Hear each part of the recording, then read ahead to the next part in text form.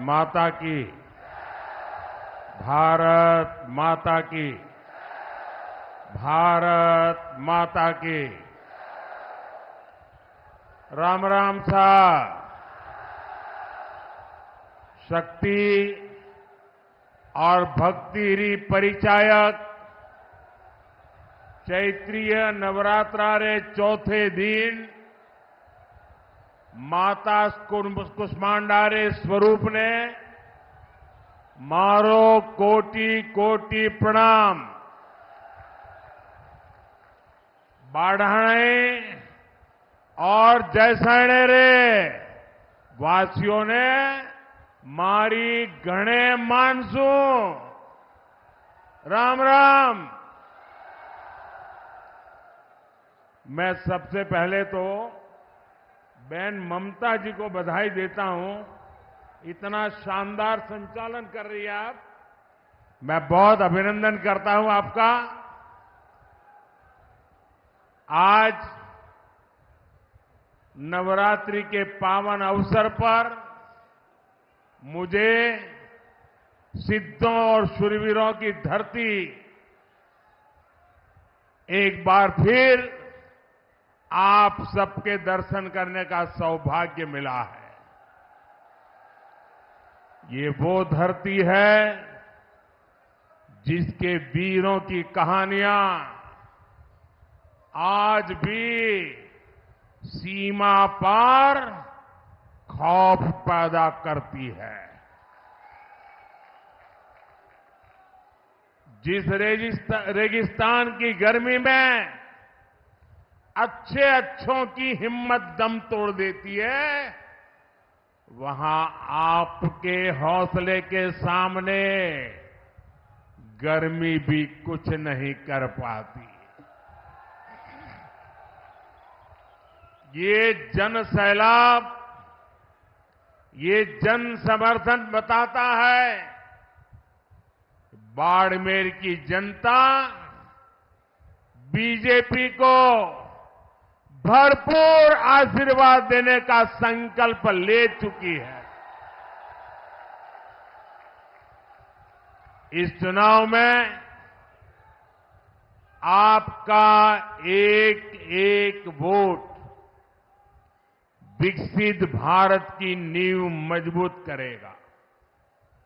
ये चुनाव दल का नहीं, देश का चुनाव है। इसलिए आज पूरा देश कह रहा है 4 जून 400 पार। 4 जून और मालानी की यही पुकार। फिर एक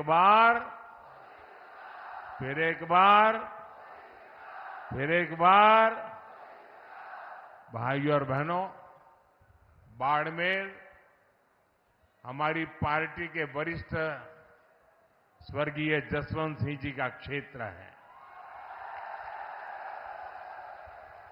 यहां के लोगों ने हमेशा मुझे बोला है, मोदी जी आप देश के दुश्मनों को सबक सिखाओ, बाड़मेर जिताने की जिम्मेदारी हमारी। आप इस बार भी पहले से ज्यादा वोटों से बीजेपी को जिताएंगे, ये मेरा पक्का विश्वास है। साथियों, कांग्रेस पार्टी ने 5-6 दशक से ज्यादा देश पर हुकूमत की, लेकिन देश की कोई एक बड़ी समस्या ऐसी नहीं जिसका संपूर्ण समाधान कांग्रेस ने दिया हो। राजस्थान के लोगों से बेहतर इस बात को कौन जानेगा।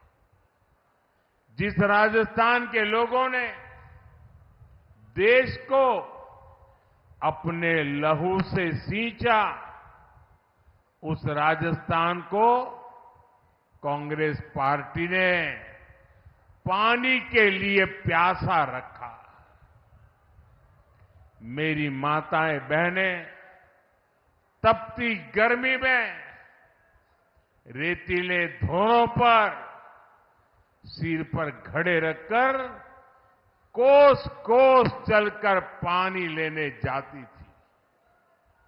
हमारी बहनें यहां कहती थी, घी ढुले तो मारो कुछ न जासी, पानी ढुले मारो सब कुछ जासी। यानी पानी घी से भी ज्यादा मूल्यवान था। लेकिन 70 साल तक किसी ने इन माताओं बहनों की नहीं सुनी। जब आपने आपके बेटे मोदी को सेवा करने का मौका दिया, मैंने जल जीवन मिशन शुरू करके इस त्रासदी को खत्म करने का बीड़ा उठाया। जल जीवन मिशन से हमने राजस्थान के 50 लाख घरों तक पानी पहुंचाया है। लेकिन जितने दिन राजस्थान में कांग्रेस सरकार रही, उसने जल जीवन मिशन में भी जमकर भ्रष्टाचार किया। कांग्रेस ने राजस्थान तक पानी लाने के लिए ईआरसीपी परियोजना भी पूरी नहीं होने दी। वहीं हमारे भजनलाल शर्मा जी की सरकार ने 100 दिन के भीतर ही ईआरसीपी परियोजना को पास करवाया है। हरियाणा से पानी का समझौता भी हो गया है और हम लोग तो चाहे राजस्थान हो या चाहे गुजरात हो, हम लोग तो लाखा बंजारा को अपना आदर्श मानने वाले लोग हैं। हमारा संकल्प है कि हम राजस्थान के हर घर तक पानी पहुंचाएं। साथियों, कांग्रेस की सोच ही विकास विरोधी है। ये लोग देश के सीमावर्ती गांवों को देश के आखिरी गांव कहते हैं। ये लोग सीमावर्ती जिलों को, वहां गांवों को जानबूझकर विकास से वंचित रखते थे। और आप हैरान हो जाएंगे, क्यों रखते थे, क्या तर्क देते थे? ऑफिशियली बताते थे। वो कहते थे कि सीमा के पास विकास होगा तो दुश्मन देश के भीतर आकर कब्जा करने की संभावना बढ़ जाएगी। ये शर्म की बात है कि नहीं भाई? क्या हम इतने बुद्धिल हैं कि हम बढ़िया रास्ते बनाए तो दुश्मन उस पर चढ़ जाएगा? क्या बात करते हो? शर्म आनी चाहिए आपको। आप मुझे बताइए, किस दुश्मन के कलेजे में इतनी हिम्मत है कि वो बाड़मेर की सीमा में घुसकर कब्जा करने की सोचे?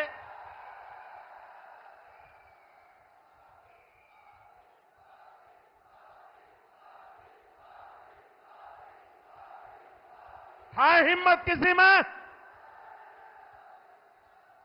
भाइयों बहनों, हम सीमावर्ती इलाकों को, सीमावर्ती गांवों को आखिरी गांव नहीं, देश का प्रथम गांव मानते हैं। हमारे लिए देश की सीमा यहां पूरी नहीं होती है।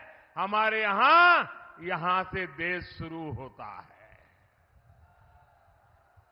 आज अगर देश में 4 करोड़ गरीबों को पीएम आवास मिले हैं, तो मेरे बाड़मेर को भी 2.25 लाख गरीबों को पक्के आवास का लाभ मिला है।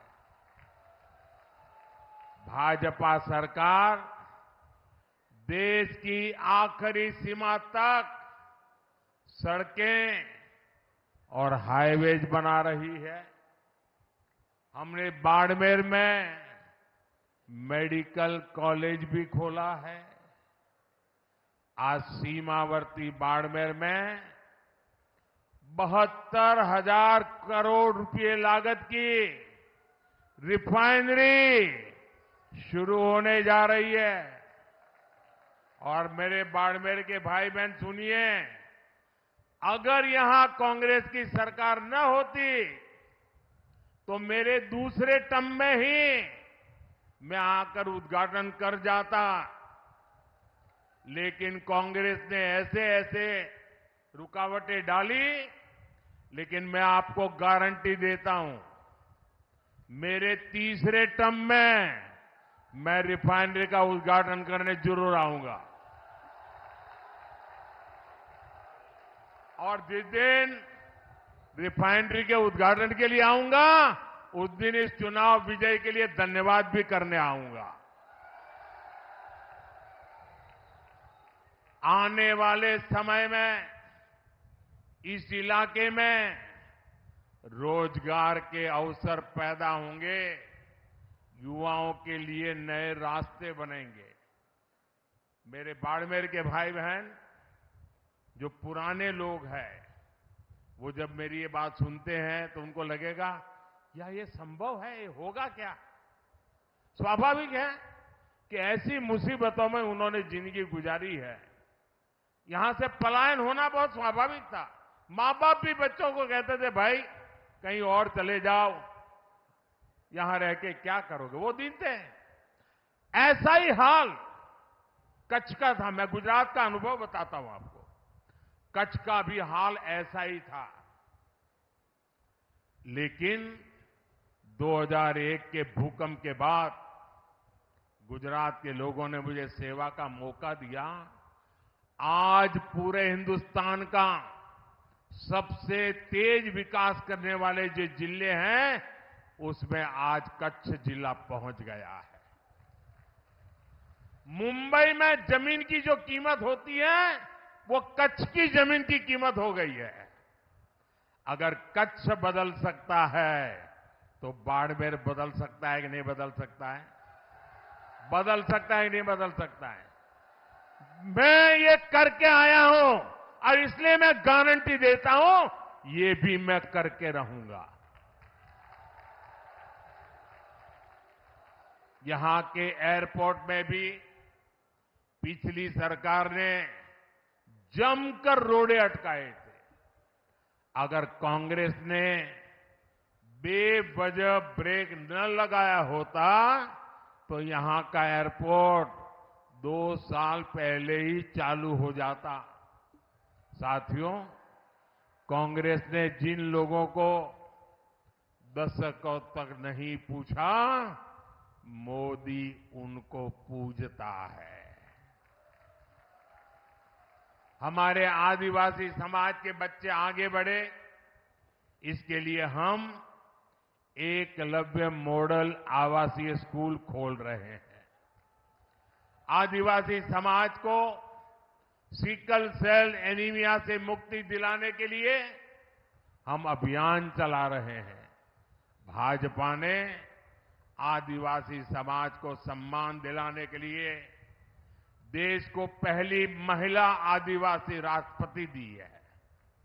हमारे गांव ढाणियों की महिलाएं, मेघवाल समाज, लंगा, मंगणियार समाज के लोग पीढ़ियों से हस्तकला का काम करते आए हैं। भाजपा ने पहली बार उन्हें आगे बढ़ाने के लिए पीएम विश्वकर्मा योजना शुरू की है। अपनी मेहनत से रेत में भी फसल उगाने वाले यहां के किसानों को भी कभी किसी ने नहीं सराहा। आज हम किसानों के सीधे उनके खातों में पीएम किसान सम्मान निधि भेज रहे हैं। किसानों की आय बढ़े, इसके लिए हम मोटे अनाजों को, श्री अन्न को पूरी दुनिया में प्रमोट कर रहे हैं। ये हमारा बाजरा कोई पूछता नहीं था, सिर्फ हम गांव के लोग खाते थे। आपको जानकर के खुशी होगी, अभी मैं जब अमेरिका गया तो अमेरिका ने राष्ट्रपति ने अपने घर में व्हाइट हाउस में बड़ा भोज रखा था, लेकिन मजा देखिए, उस भोज में जितनी चीजें खाने के लिए बनाई थी वो हमारे मोटे अनाज में से बनाई थी। हमारे बाजरे, हमारा ज्वार उसमें से बनाई थी।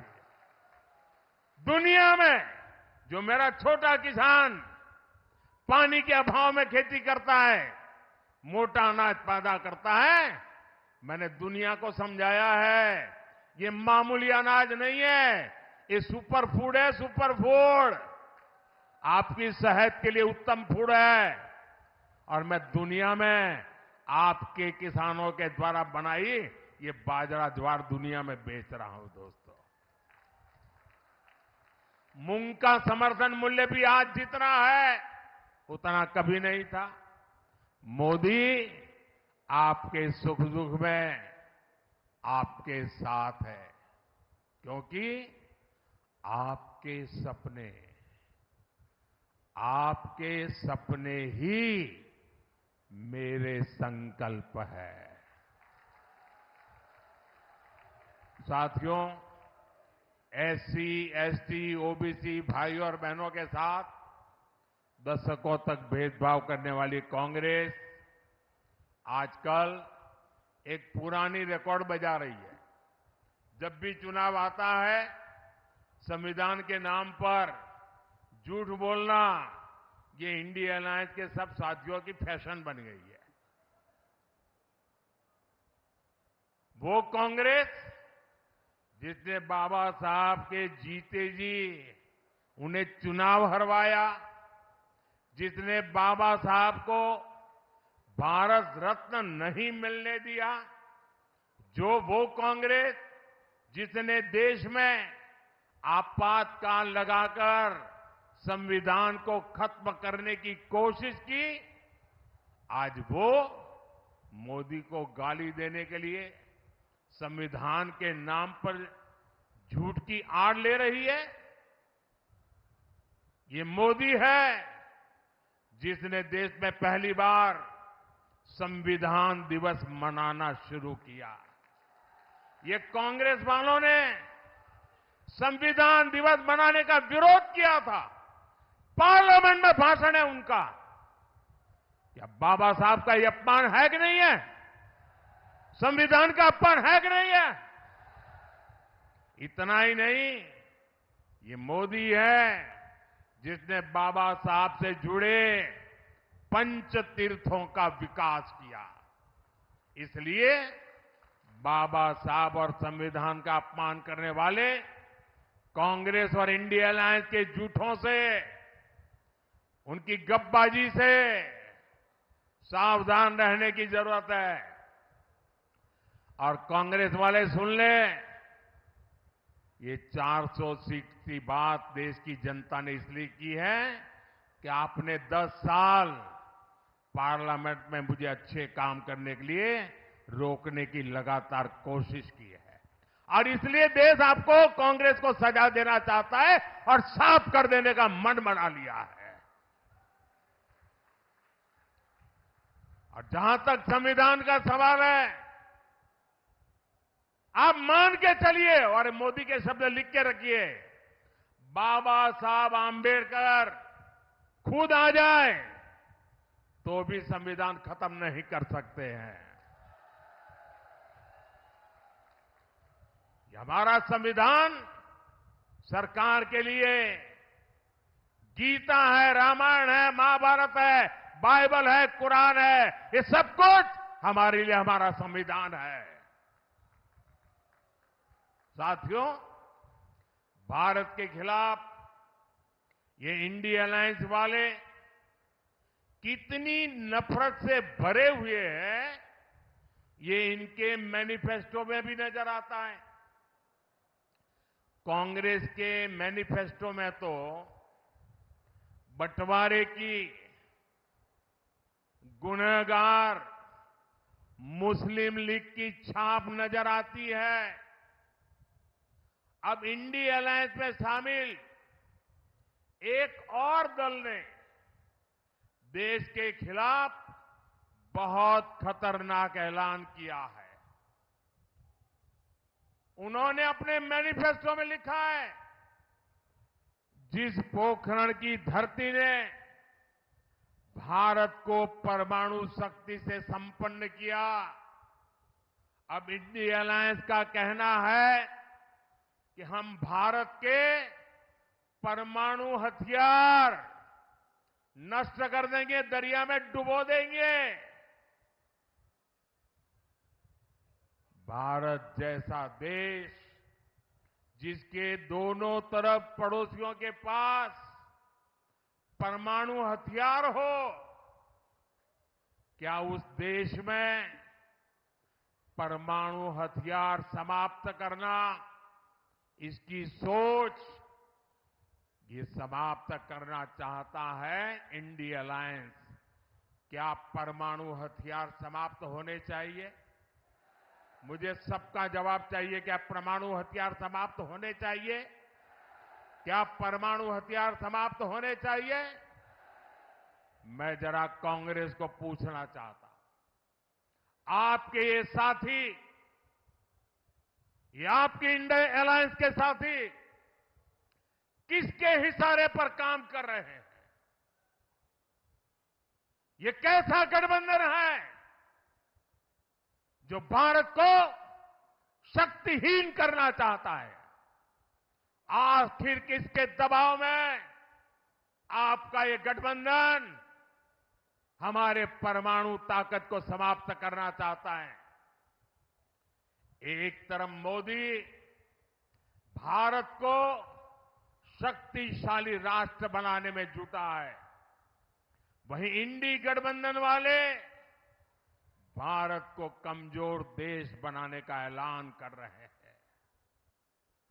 माता तनोट राय की धरती के लोग क्या इसे स्वीकार करेंगे? कमजोर देश आपको मंजूर है? शक्तिहीन देश आपको मंजूर है? क्या ऐसा सोचने वालों को सजा देंगे? इस चुनाव में सजा देंगे? कमल पर वोट दबा करके उनको सजा देंगे? और इसलिए पूरे देश के लोगों को इंडी गठबंधन से सतर्क रहने की जरूरत है। साथियों, जिस भारत मां के लिए हम अपने जीवन की परवाह नहीं करते, ये कांग्रेस पार्टी उसे सिर्फ एक जमीन का टुकड़ा मानती है। और इसलिए कांग्रेस के राष्ट्रीय अध्यक्ष राजस्थान की वीर भूमि में आकर कहते हैं कि मोदी ने कश्मीर से 370 हटाया तो राजस्थान से उसका क्या लेना देना, क्या वास्ता?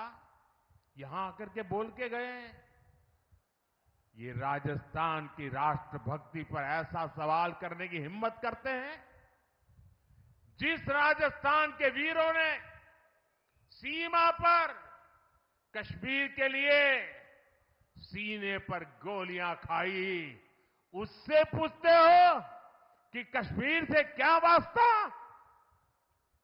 इस बाड़मेर के सपूत भीखाराम मुंड ने करगिल युद्ध में अपना बलिदान दे दिया था। और कांग्रेस कहती है कि कश्मीर का राजस्थान से क्या वास्ता? जिस राजस्थान में कश्मीर में जन्मे बाबू साहब रामदेव जी की घर घर पूजा होती हो, उससे पूछते हो कि कश्मीर से क्या रिश्ता। जब कश्मीरी हिंदुओं को उनके घर से खदेड़ा गया था, तब कितने ही परिवारों को राजस्थान ने बसाया था, गले लगाया था। और ये पूछते हैं कि राजस्थान का कश्मीर से क्या वास्ता। अरे उनको पता नहीं होगा, करगिल के लोग ईरान गए थे और ईरान में कोविड की भयंकर महामारी में फंस गए थे। उनको वापस लाना था, कोविड के साथ लाना था, बड़ा संकट का काम था। उनको हिंदुस्तान ला करके कहां रखे, देश को जान करके गर्व होगा, ये मेरे राजस्थान की वीर भूमि है। जैसलमेर में ईरान से लाए गए कोविड के वो सारे लोग जो करगिल के रहने वाले थे, वहां वो माइनस टेम्परेचर में रहते हैं, यहां 35-40 डिग्री टेम्परेचर में महीना भर रहे। जब ठीक हुए तब राजस्थान ने उनको घर वापस भेजा था। ये है मेरा राजस्थान। कांग्रेस भारत को भाषा, प्रांत, जात पात में तोड़ना चाहती है। इसलिए आपको इस चुनाव में कांग्रेस को फिर एक बार सबक सिखाना है। साथियों, कांग्रेस हर उस काम का विरोध करती है जो देश हित में होता है। कांग्रेस हर उस ताकत के साथ खड़ी हो जाती है जो देश विरोधी होती है। आप देखिए, हम लोग देश में, राजस्थान में शक्ति की उपासना करते हैं, माता की उपासना करते हैं, लेकिन कांग्रेस के शहजादे कहते हैं कि वो हिंदू धर्म की शक्ति का विनाश कर देंगे। अरे मेरी माताओं बहनों की ताकत तुम नहीं जानते हो।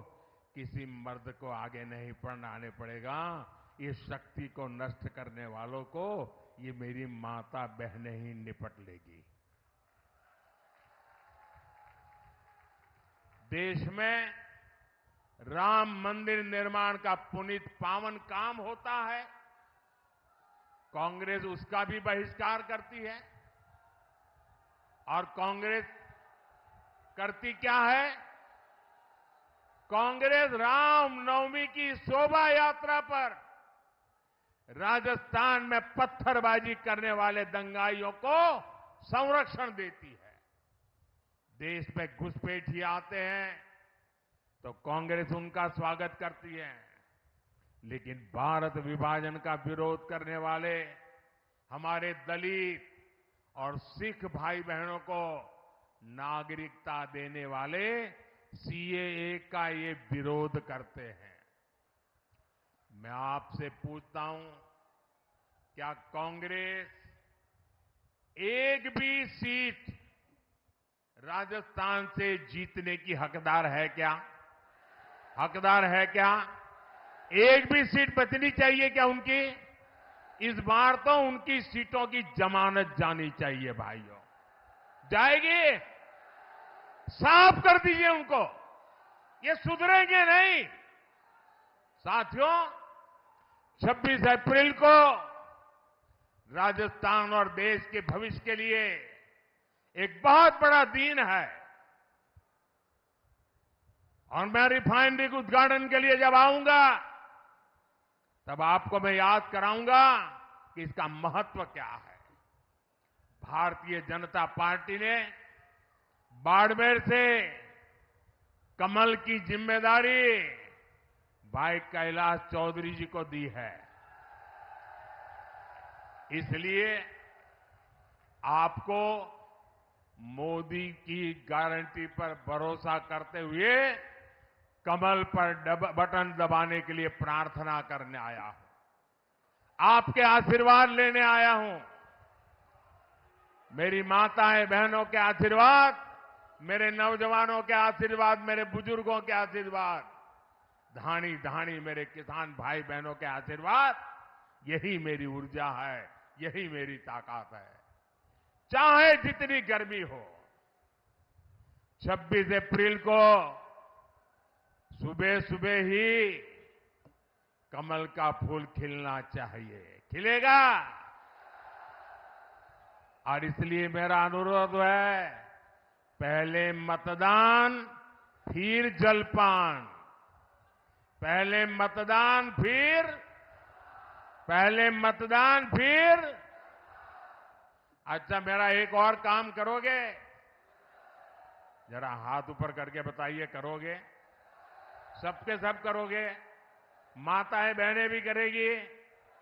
देखिए, पहले तो मैं राजस्थान में बहुत घूमा हूं, सब दूर जाता था, संगठन का काम करता था, इन सबके साथ कंधे से कंधा मिलाकर के काम किया है। लेकिन अब आपने इतना काम दिया है कि मैं सब जगह पे जा नहीं सकता हूं। तो मेरा एक काम करोगे?